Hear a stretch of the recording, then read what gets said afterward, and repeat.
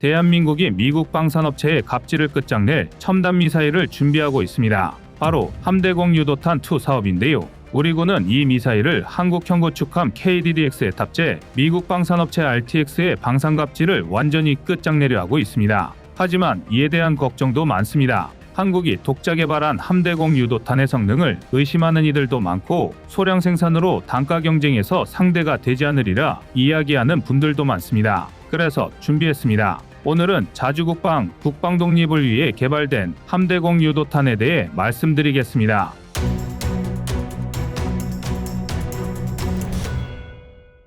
지난 8월 30일 우크라이나 수도 키이우에 올해를 통틀어 손에 꼽힐 대규모 폭격이 가해졌습니다. 러시아군은 투폴레프 95MS 전략 폭격기가 포함된 대규모 미사일 공격을 가해 키이우의 여러 시설을 파괴했는데요. 이에 대응해 우크라이나 측에서는 발트 3국과 인접한 러시아의 국경도시 프스코프 등이 포함된 6개 지역에 대규모 드론 공격을 가했습니다. 이 소식에 많은 이들이 드론과 미사일의 위력에 전율했습니다. 그러나 군사 전문가들은 다른 부분에 더 신경을 쓰고 있습니다. 이미 입은 피해에 집중하는 것이 아니라 해결책을 내놔야 하는 전문가 입장에서는 드론과 미사일의 위력보다는 그 위력적인 무기를 어떻게 하면 효과적으로 제압할 수 있을지 고민이었습니다. 이에 따라 최근 방공무기에 대한 관심이 크게 늘고 있습니다. 특히 대한민국의 경우 북한 드론의 용산 침투 사건을 계기로 방공망 강화에 대한 목소리가 아주 큽니다. 북한 드론을 탐지하는 데 성공했던 국지 방공 레이더를 추가 배치하고 북한 드론을 요격할 수 있는 저층 방공망을 확대해야 한다는 건데요. 실제로 이런 요구에 발맞춰 한국형 저층 방공망 체계인 LAMD의 개발에도 속도가 붙고 있습니다.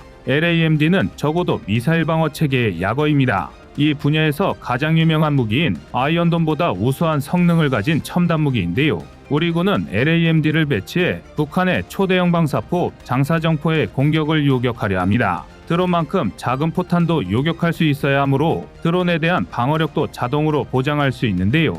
문제는 비싸도 너무 비싸다는 것입니다. 한 발당 약 5억 원 수준으로 적게는 수백만 원에 불과한 드론을 요격하기 위해 동원하기에는 과잉화력일 수밖에 없습니다. 그렇다고 화력을 낮춰 비교적 저렴한 무기를 개발할 수도 없는 게 북한이 운용하는 초대형 방사포의 위협이 너무 크기 때문입니다. 최근 북한은 구경이 무려 600mm에 달하는 방사포, 즉 다연장 로켓을 내놨는데요. 이 정도면 이름만 방사포지 미국의 에이테크즘이나 국군의 KT즘 같은 전술 지대지 미사일과 거의 동일한 이력을 낼 수 있습니다. 이런 고강도 위협에 대응하기에는 아이언돔급으로는 무리가 따르기 때문에 비싸더라도 대응 능력이 확실한 LAMD를 개발하고 있는 겁니다. 하지만 아무리 무기가 좋아도 비싸고 제작이 오래 걸리는 무기는 좋은 무기가 아닙니다. 단적인 예시가 지금 한창 전투가 벌어지고 있는 우크라이나입니다. 개전 초까지만 하더라도 자국이 보유한 S-300 미사일로 러시아 미사일에 대응하던 우크라이나는 곧 심각한 지대공 미사일 부족에 직면했었습니다.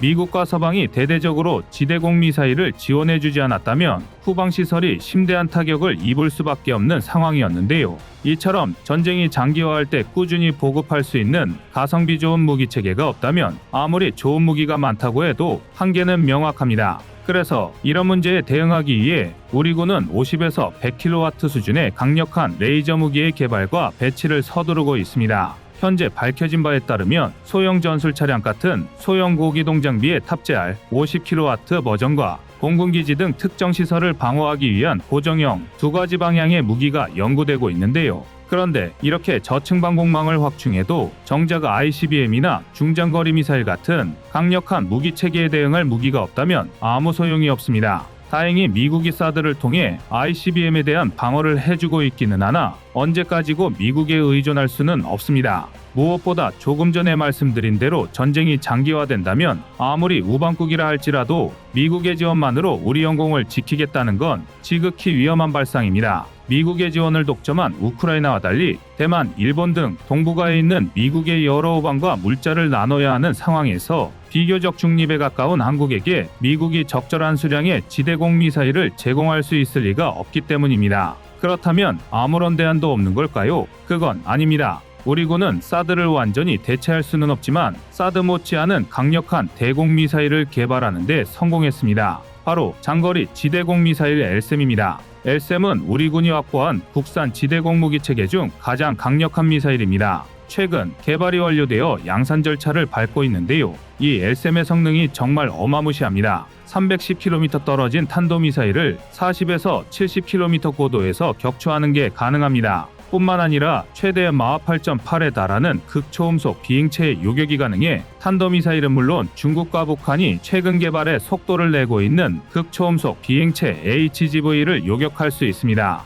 정말 대단한 성능인데요. 여기에 더해 격추 확률을 높이기 위해 정미사일 근처에서 폭발하는 파편 방식이 아니라 정미사일에 직접 충돌하는 히트킬 기능이 탑재됐습니다. 이런 기능이 탑재된 발사체를 킬비어클이라 하는데요. 이 킬비어클을 개발하는 데 성공한 나라는 현재까지 미국과 이스라엘을 제외하면 한국이 유일합니다. 한마디로 중국, 러시아, 독일, 일본 등 네로라 하는 나라들을 제치고 세계에서 세 번째로 개발에 성공한 것이죠. 그러나 세계 세 번째라 해도 그게 대체 얼마나 대단한 건지 실감이 안 나실 분들이 계실 겁니다. 그래서 이 영상을 준비했는데요. 이 영상은 국방부가 공개한 LSAM탄두의 비행 장면입니다. 보시는 것처럼 공중에서 자유자재로 방향을 전환하거나 제자리에서 굳건히 버티는 모습을 보실 수 있는데요. 그야말로 중력을 거스르는 이 엄청난 성능이야말로 LSAM의 진가를 잘 보여줍니다. 그런데 이런 엄청난 성과에도 불구하고 우리 연구진은 더 좋은 성능의 무기를 개발하기 위해 최선을 다하고 있습니다.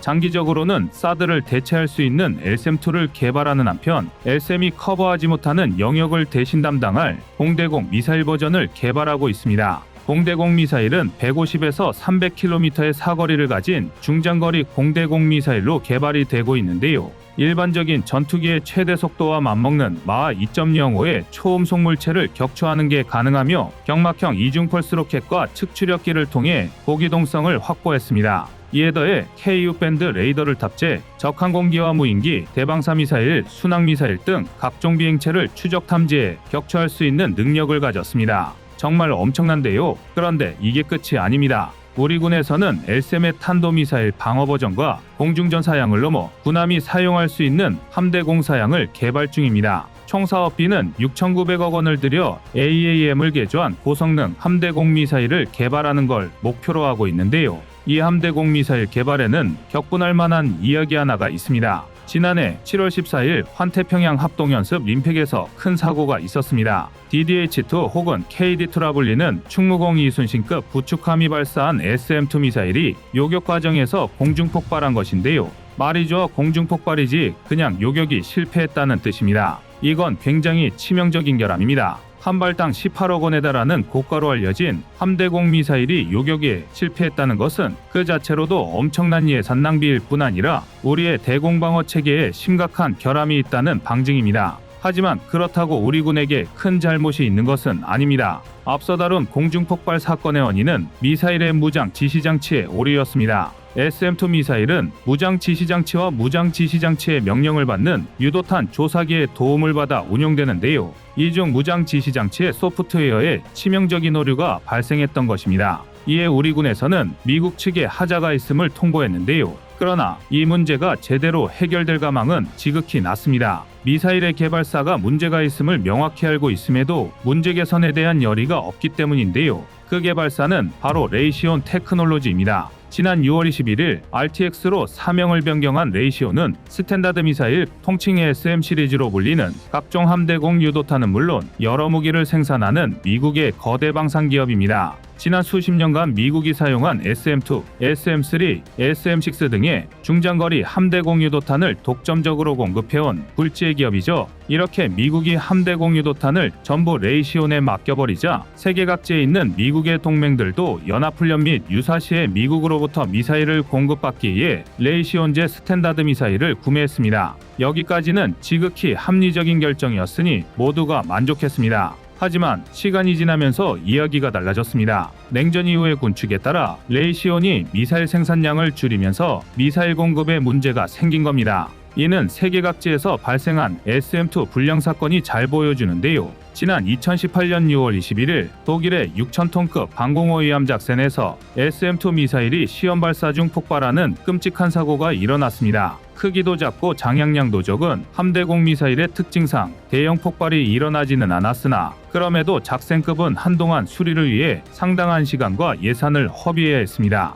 그런데 정말 충격적인 것은 이런 말도 안 되는 사태가 일어났음에도 개발사이자 생산자인 RTX 측에서 보상을 거부했다는 것입니다. 그야말로 갑질도 이런 갑질이 없었는데요. 유럽의 최강국인 독일을 상대로도 철면피처럼 뻔뻔하게 구는 RTX가 한국이라고 잘해줄 리가 없습니다. 실제로도 RTX는 마치 아무 일도 없었다는 듯 묵묵부답으로 일관하고 있습니다. 심지어 이와 비슷한 사건이 세계적으로 여러 차례 있었음에도 서방권에서 SM2, SM6 같은 RTX제 미사일을 대체할 무기가 없다는 것을 잘 알고 있기 때문입니다. 이건 정말 심각한 문제입니다. 현대해전에서 함대공 미사일은 단순히 적의 공격을 막는 무기가 아닙니다. 현대해전에서 쓰이는 일반적인 대함미사일은 평균적으로 500에서 1000kg에 달하는 엄청난 무게의 탄두를 사용해 일격에 적함을 격침할 수 있습니다. 이는 달리 말해 단 한 번만 방공망이 뚫리더라도 함정이 격침되는 대참사가 일어날 수 있다는 뜻인데요. 그래서 현대해군의 군함들은 중장거리 함대공, 단거리 함대공 미사일, 최후 요격 체계인 CIWS로 이어지는 3중 방어 체계로 군함을 방어합니다. 우리 군의 경우 이 중 가장 첫 번째 무기 체계인 중장거리 함대공 미사일의 영역을 SM2가 책임지고 있는데요. 엉뚱하게 공중에서 폭발하는 SM2만 믿기에는 너무 위험해 보입니다. 그래서 우리 군은 미사일 독립을 위해 함대공 유도탄투 사업을 강하게 밀어붙이고 있습니다. 해공 단거리 미사일의 개발 과정에서 획득한 시스키밍 대함 유도탄에 대한 요격 능력과 200km 이상 떨어진 목표에 대한 장거리 요격 능력, 제한적인 탄도탄 요격 능력, 70G 이상의 초가속 능력 등 그야말로 완벽한 중장거리 함대공 미사일로 개발 중인데요. 올해부터 체계 개발을 시작해 2029년까지 개발을 마친 뒤 비슷한 시기에 전력화가 이루어지는 KDDX의 주력 무장으로 사용될 예정입니다. 그 증거로 KDDX에는 SM2, SM6 계열 미사일을 발사하는데 미제 마크 41 수직 발사대가 단 한 대도 실리지 않습니다. 함대공부터 대함, 대잠까지 모든 분야의 미사일을 국산 미사일로 대체하겠다는 건데요. 함대공 유도탄2를 포함한 모든 무기 체계가 순조롭게 개발되어 우리 군에 대한 미국 방산업체의 갑질로부터 완전히 벗어날 수 있기를 바랍니다. 이상 꺼리튜브였습니다. 안녕하세요, 꺼리튜브입니다. 그동안 보내주신 사랑과 응원으로 1편 출간에 이어 이번에 꺼리튜브의 새로운 신작 세상에 밝혀지지 않은 현대무기 비하를 출간했습니다. 내용이 어려워 쉽게 다가서지 못했던 군사무기 이야기를 남녀노소 누구나 편하게 이해할 수 있도록 모아봤는데요. 그 누구도 알 수 없던 현대무기 비하의 숨겨진 이야기를 이제 온라인 서점이나 가까운 서점에서 만나볼 수 있습니다. 또 전문적인 군사무기 이야기를 알고 싶다면 꺼리튜브 1편인 대한민국 육해공 군사무기도 준비되어 있습니다.